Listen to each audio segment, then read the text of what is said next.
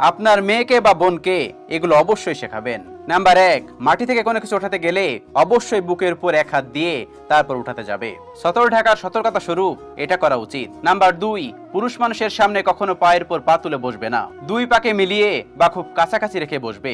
Number 3, সিঁড়িতে উপরে ওঠার সময় যদি পিছনে কোনো পুরুষ থাকে তাহলে এক কোণায় গিয়ে কিছুক্ষণ স্থির হয়ে দাঁড়াবে, পুরুষ লোকটি চলে গেলে তারপর উঠবে। নাম্বার 4, লিফটে ওঠার সময় যদি কোনো অপরিচিত মানুষ থাকে এবং যদি একজনই থাকে তাহলে তার সাথে উঠবে না, অপেক্ষা করবে, সেই অপরিচিত লোকটি বের হলে তারপর উঠবে। নাম্বার 5, সবসময় মুচকি হাসার অভ্যাস করবে এবং উঁচু আওয়াজে অট্ট হাসি হাসবে না। নাম্বার 6, তোমার চাচাতো ভাই, খালাতো ভাই, ফুফাতো ভাইদের সাথে মুসাফা করবে না, যদিও তোমার কাছে তাদের ছোট মনে হয়। নাম্বার 7, কোনো প্রয়োজনে পুরুষ মানুষের সাথে কথা বলতে হলে অবশ্যই শারীরিকভাবে যথেষ্ট পরিমাণ দূরত্ব বজায় রেখে তারপর কথা বলবে। অবশ্যই একটা সীমারেখা বজায় রাখবে, নিজের ভাবগাম্ভীর্য এমন ভাবে বজায় রাখবে যেন তোমার প্রতি তার